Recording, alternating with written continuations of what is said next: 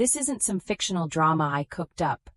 It's a real story about how my life was stolen and how I took it back. It's funny how the biggest betrayals don't happen in darkened alleys, but under the bright, optimistic lights of a stage. The presentation clicker in his hand was a sleek, matte black rectangle, the only thing he wasn't gesturing with.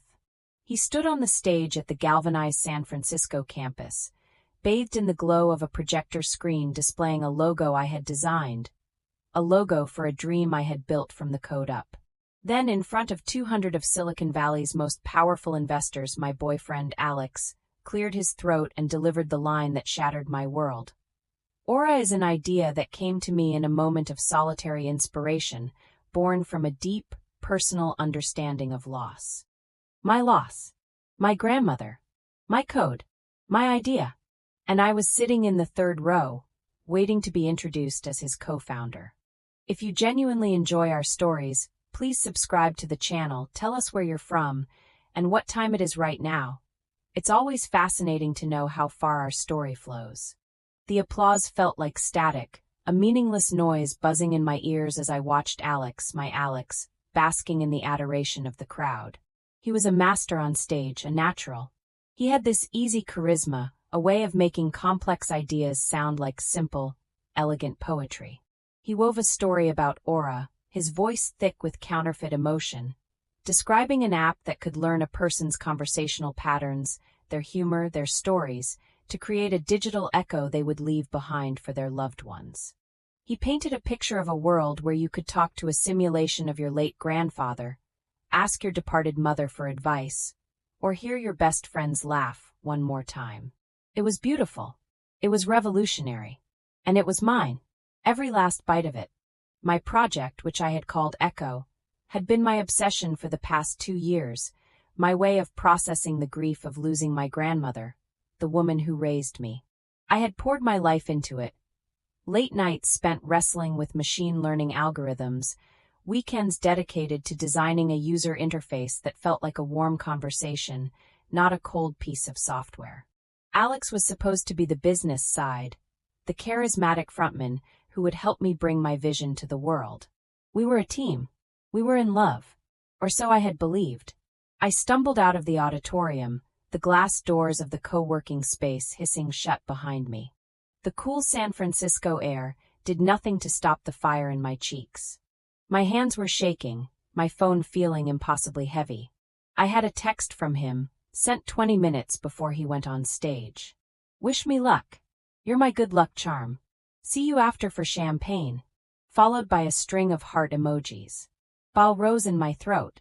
I stood on the sidewalk on Howard Street, the city's energy a stark contrast to the hollow emptiness that had just opened up inside me.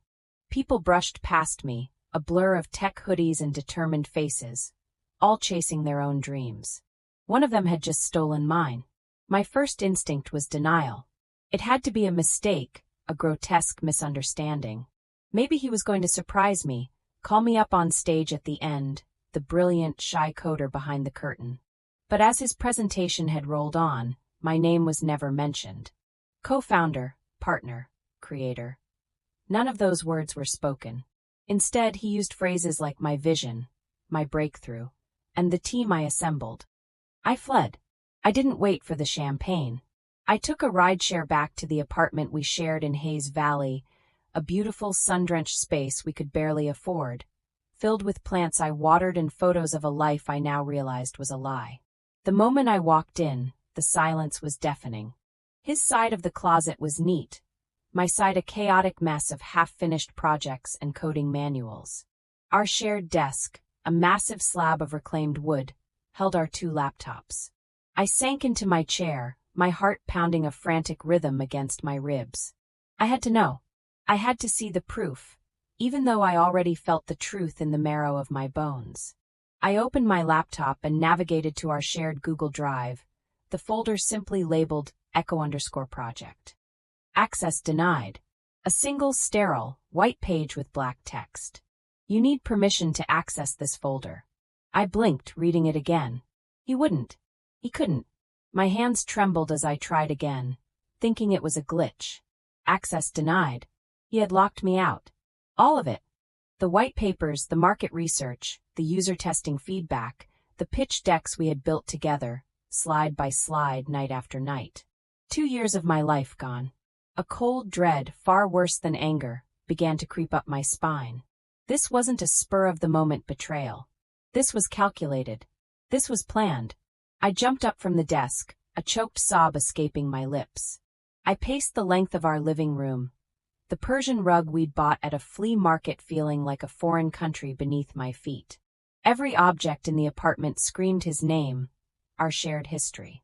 The ceramic mugs from our trip to Portland, the worn-out copy of his favorite book on the nightstand, the photo on the fridge of us at Baker Beach, the Golden Gate Bridge, a hazy icon in the background, his arms slung around me, a brilliant, lying smile on his face. I felt like I was suffocating.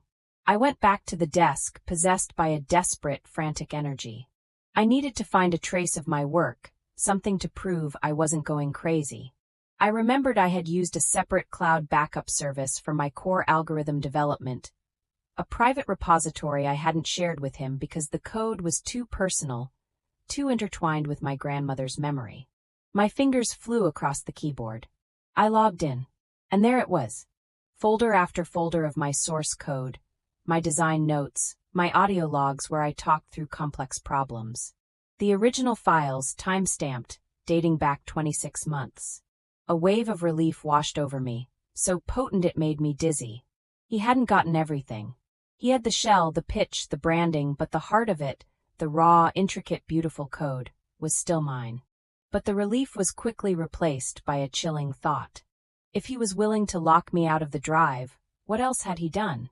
How deep did this rabbit hole go? He was smart, but not in a technical way.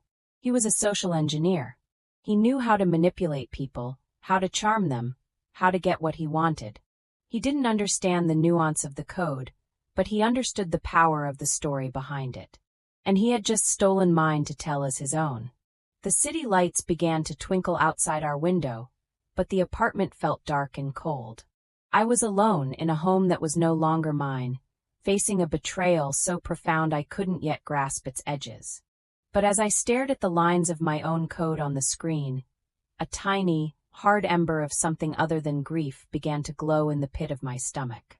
It was fury, and it demanded that I do more than just mourn what I had lost. He had started a war. He just didn't know I still held the most important weapon. He came home hours later, riding a wave of adrenaline and champagne. The sound of his keys in the lock made me freeze. I had spent the past few hours in a fugue state, mechanically packing a bag, my mind a whirlwind of confusion and pain.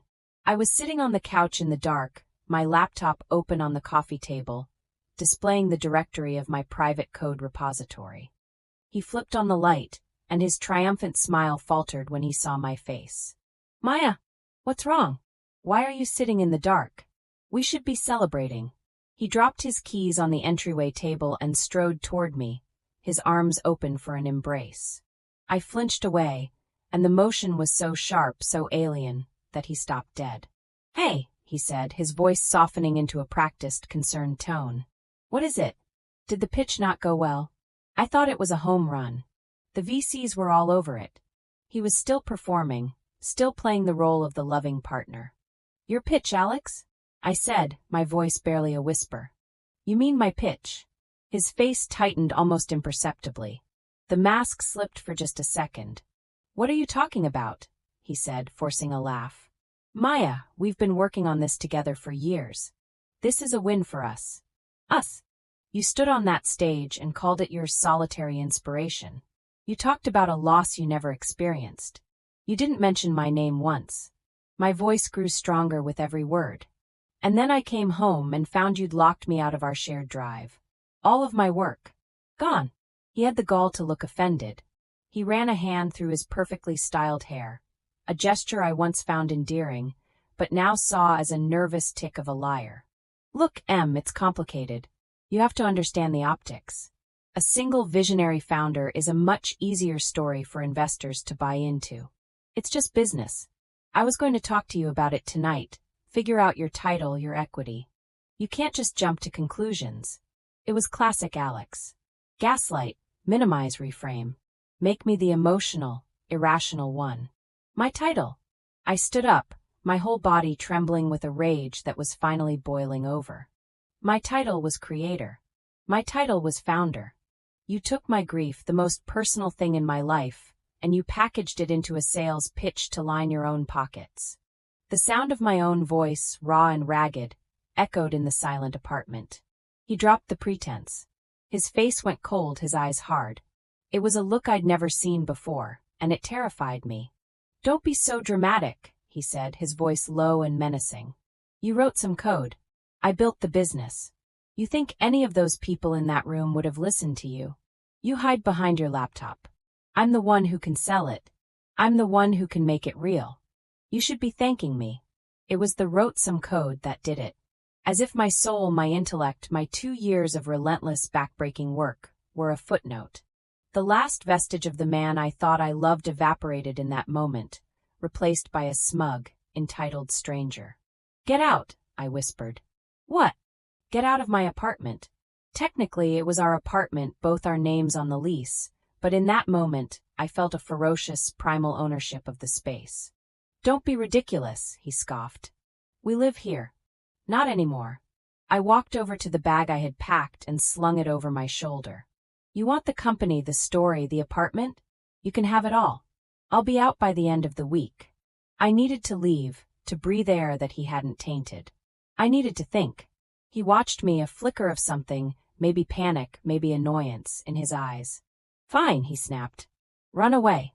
But don't come crying to me when you realize what you've thrown away.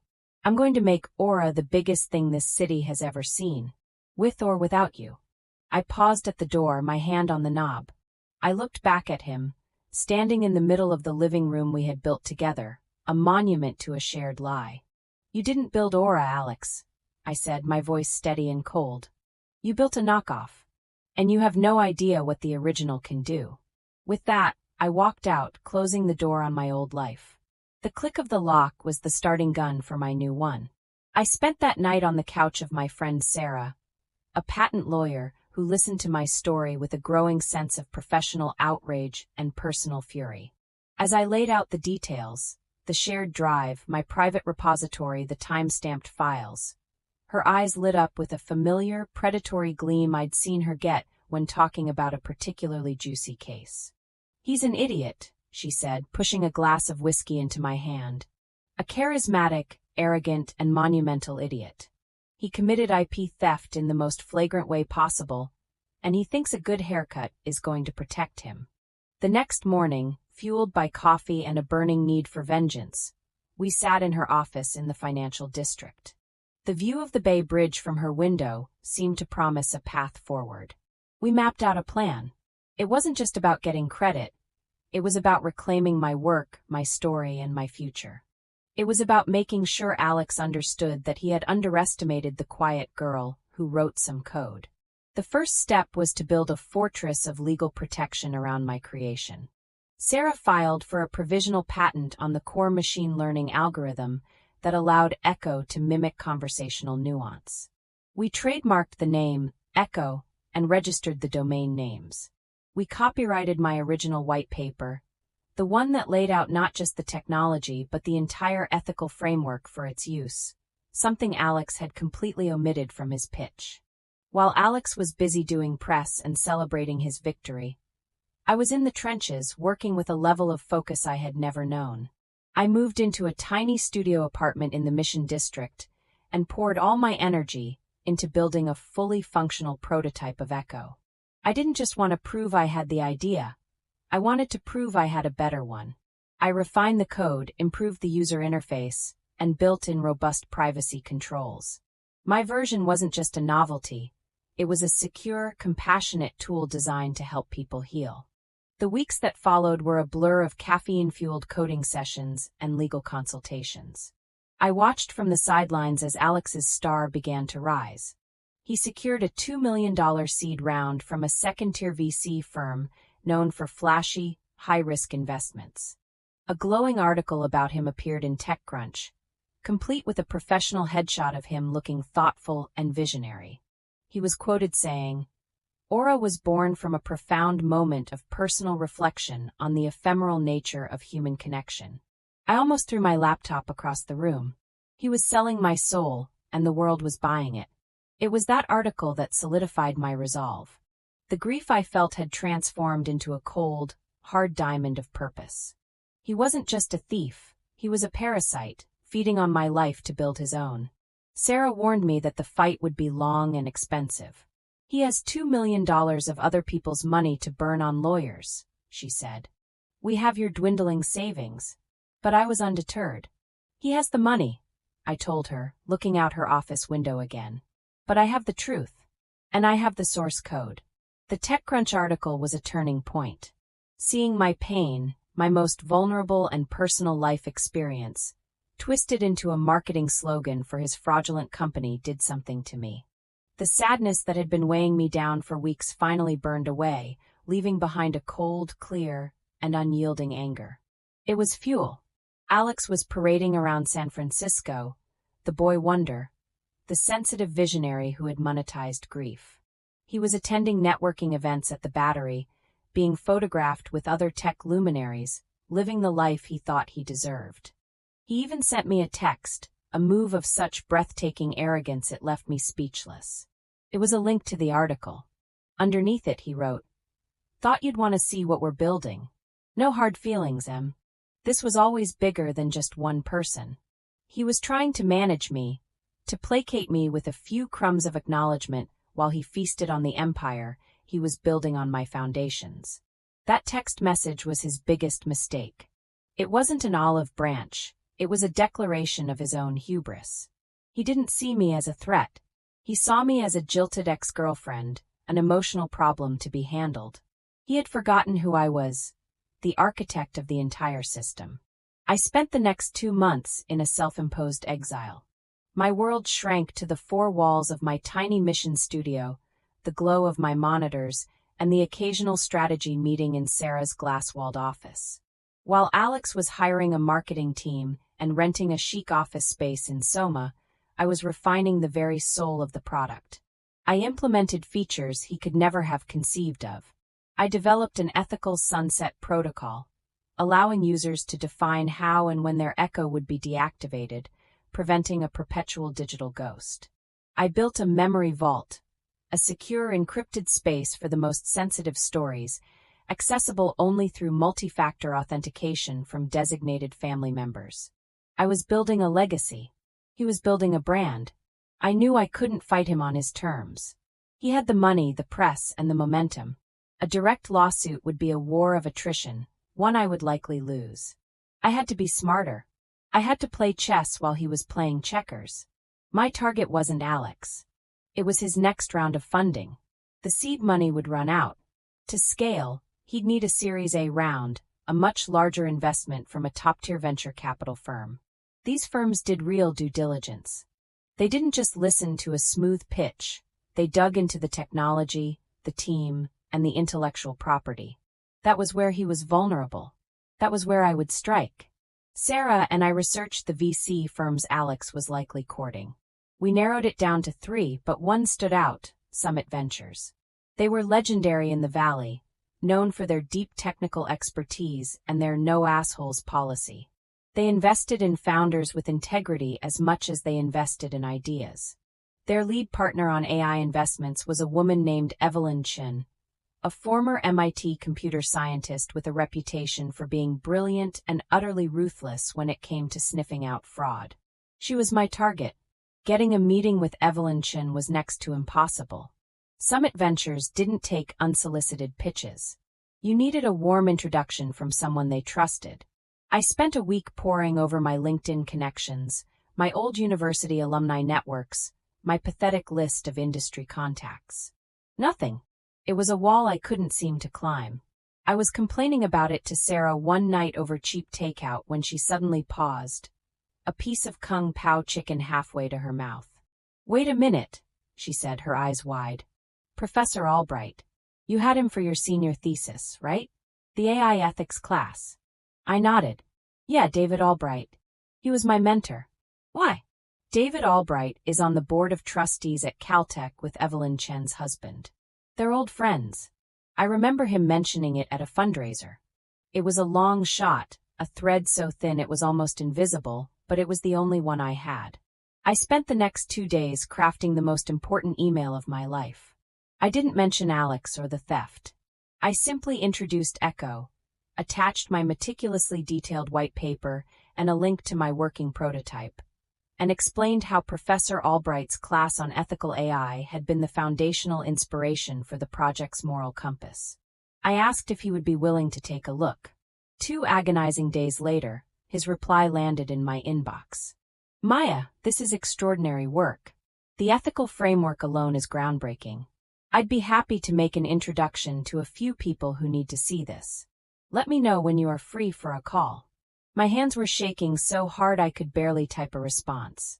The call with Professor Albright was a blur. He was horrified when I finally told him the whole story, but he was also impressed by my strategy. He understood immediately that a public accusation was the wrong move. The introduction had to be handled delicately. His email to Evelyn Chen was a masterpiece of academic understatement. He presented me as a brilliant former student and Echo as one of the most promising and ethically sound AI projects he had seen in years. He positioned me as the true innovator, without ever mentioning Alex's name. The trap was being set. A week later, I got an email from Evelyn Chen's assistant. She wanted to schedule a meeting. Just me. In her office at the top of a skyscraper on Sand Hill Road, the epicenter of the venture capital world. As I prepared my presentation, I felt a strange sense of calm. I wasn't just fighting for myself anymore. I was fighting for the integrity of the idea, for the memory of my grandmother, and for every quiet creator who had ever had their work stolen by a charismatic charlatan. Alex thought he had already won. He was busy picking out office furniture, completely unaware that the ground beneath his feet was about to open up. He was a good storyteller, but I was about to give him an ending he never saw coming. The offices of Summit Ventures felt like a different world. Perched high above Sand Hill Road, the floor-to-ceiling windows offered a panoramic view of the rolling hills of Palo Alto. The air was quiet, the decor understated but astronomically expensive. It was the kind of place where billion-dollar decisions were made with polite smiles and surgical precision. Evelyn Chen was not what I expected. She wasn't the cold, intimidating dragon lady of Silicon Valley legend. She was a woman in her late 50s, dressed in a simple but elegant silk blouse, with sharp, intelligent eyes that seemed to see right through you. She didn't waste time on pleasantries. "Professor Albright speaks very highly of you," she said, gesturing for me to sit. "He says your work is ethically robust. That's not a term we hear often around here. Show me what you have." For the next hour, I didn't just pitch her a product. I told her the truth. I walked her through the genesis of Echo, the 2 years of development, my grandmother's story. I showed her my private code repository, with its immutable, time-stamped history of creation.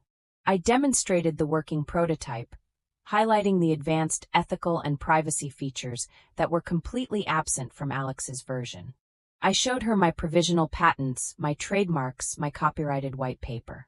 I laid out a digital and legal trail that proved, beyond any doubt, that I was the creator. I never raised my voice.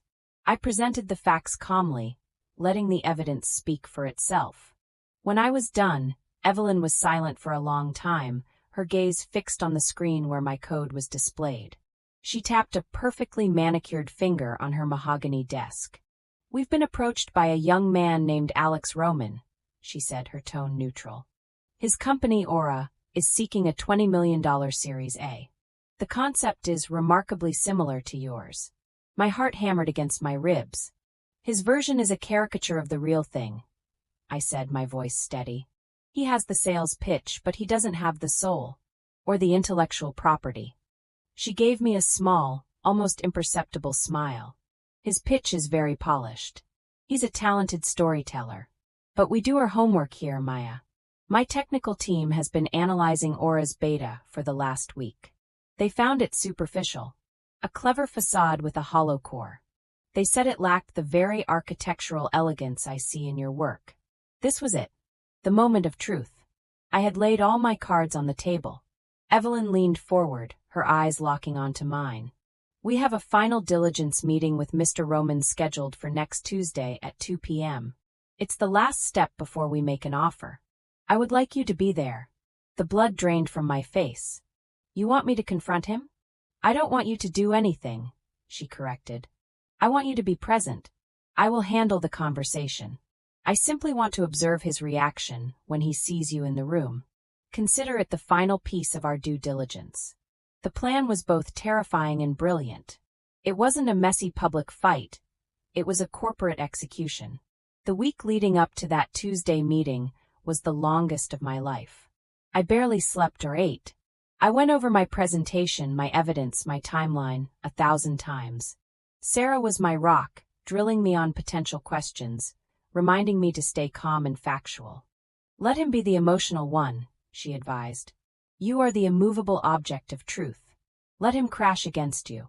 On Tuesday, I wore what Sarah called my battle armor, a simple, well-tailored black dress.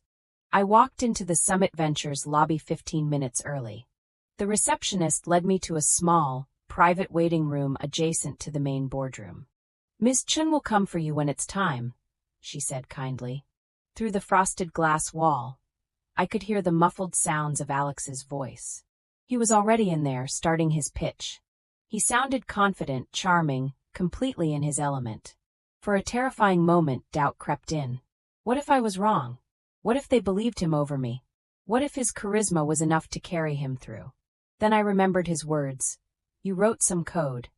And the doubt was replaced by a cold, righteous certainty. After about 20 minutes, the door to my room opened. It was Evelyn. She gave me a single, firm nod. It's time. I walked into that boardroom with my head held high. The room was vast, dominated by a table that could have seated 30. At the far end, Alex stood next to a large screen displaying the Aura logo. He was in the middle of a sentence, his back to me. 5 partners, including Evelyn, were seated at the table. He was laughing at his own joke, gesturing expansively. So the real challenge isn't just the AI, it's about creating a narrative of trust that resonates with the end user. Evelyn cleared her throat. Alex, thank you. Before you continue, there's someone else I'd like to join us. Alex turned, his smile still plastered on his face. And then he saw me. The color drained from his face. The confident, charismatic founder vanished, replaced by a cornered animal. His mouth opened slightly, but no words came out. He looked from me to Evelyn and back again, his mind visibly scrambling to process what was happening. I took my seat at the table directly opposite him and placed my laptop quietly in front of me. I didn't say a word. I just met his gaze. Maya is a developer we've been speaking with, Evelyn said calmly, her voice cutting through the tension. She's the creator of a project called Echo. I'm sure you can appreciate why we thought it would be productive for her to sit in on this meeting, given the thematic overlap in your work. Alex's eyes were wide with panic. He tried to recover, to regain control. Evelyn, with all due respect, I'm not sure this is appropriate. This is a confidential investor meeting. Everything being discussed in this room is confidential, Evelyn replied smoothly. And since a significant portion of what you're presenting appears to be derived from Maya's intellectual property, I'd say her presence is more than appropriate. In fact, it's essential. She turned to me. Maya, would you mind showing us your provisional patent filings? Specifically, the one for the core algorithm, filed 6 months ago. I opened my laptop and projected the patent document onto the screen, replacing his logo. Then came the trademark for Echo, the copyright for the white paper, the time-stamped logs from my code repository, showing years of development history. It was a methodical, undeniable, and utterly devastating presentation of fact. Alex was stammering, sputtering about disgruntled ex-employees and misunderstandings. But no one was listening. The partners were looking at the evidence, then at his pale, sweating face. They were sharks who had smelled blood in the water. The story you told us about your inspiration for Aura, another partner, a stern-looking man named Richard, began. Was any of that true? Alex couldn't answer. He just stood there, exposed and humiliated under the cold, fluorescent lights of the room where his dreams were supposed to come true. Evelyn Chen finally delivered the killing blow. "Thank you for your time, Mr. Roman. This meeting is over. We will not be moving forward with an investment. And I would imagine your seed investors will be very interested to learn about these IP discrepancies. Our legal team will be in touch with yours." He just stared at her, his face a mask of disbelief. He had been so close. He had flown so high, and the fall was happening in an instant. He grabbed his things, not even looking at me as he practically ran from the room. The door clicked shut behind him, leaving a profound and satisfying silence in its wake. The war was over. I had won. Evelyn turned to me, the professional mask gone, replaced by a look of genuine respect. "Now then, Maya," she said, a real smile spreading across her face. "Let's talk about Echo. We think a $30 million series A should be a good start." I started to cry. Not tears of sadness or anger, but of overwhelming, gut-wrenching relief. I had faced the man who tried to erase me, and I had taken back my name, my work, and my future. The victory wasn't just in the money or the company. It was in the silence that followed his exit, the quiet, undeniable truth that had finally had its say. The aftermath was swift and brutal. As Evelyn had predicted, Alex's seed investors, upon being notified by Summit's legal team, launched their own investigation. Faced with overwhelming evidence of fraud and IP theft, they sued him to claw back every penny of their $2 million investment.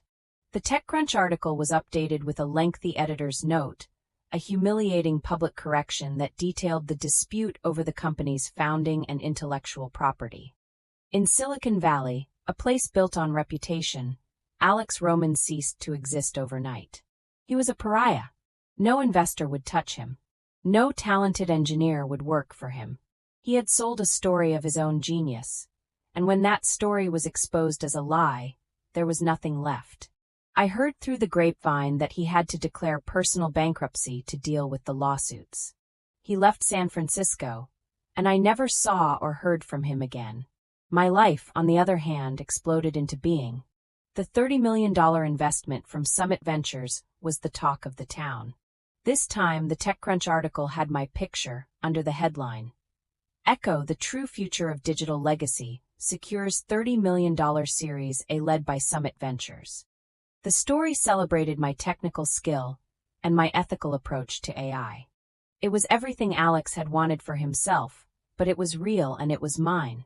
I hired a small, brilliant team, people who believed in the mission of Echo, not just the potential payout. We moved into a beautiful office in a brick-and-beam building near the Embarcadero, with views of the bay. We worked tirelessly, not just to build a product, but to build a company with a conscience. We established an external ethics board and partnered with grief counseling organizations. We were determined to be the antithesis of the move fast and break things culture that had enabled people like Alex to thrive. Launch day was a year later. We held it at the same venue where Alex had tried to erase me. This time I was the one on stage. I stood in the same spot, under the same lights, but everything was different. The logo behind me was for Echo. The clicker in my hand felt like a scepter. I looked out at the packed auditorium, saw the faces of my team, of Evelyn Chun in the front row, and I told my story. The real one. I talked about my grandmother, about the profound human need to remember and be remembered. I talked about technology not as a tool for disruption, but as a vessel for connection and healing. The response was overwhelming. Echo wasn't just a tech success. It became a cultural phenomenon. We received thousands of letters and emails from people all over the world, sharing how Echo had helped them process their grief, how it had allowed their children to know a grandparent they'd never met, how it had preserved the laughter and stories of those they had lost.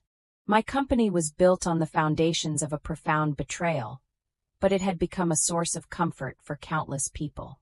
It was a legacy I was immensely proud of. But sometimes, late at night, when the office is quiet and the city lights are glittering across the water, I find myself thinking about him. I don't feel anger anymore or even pity. I just feel a strange, hollow quiet. The revenge was complete, my victory absolute, yet the scar remains. I built a company dedicated to preserving memories, but the only one I ever wanted to forget was his. The end.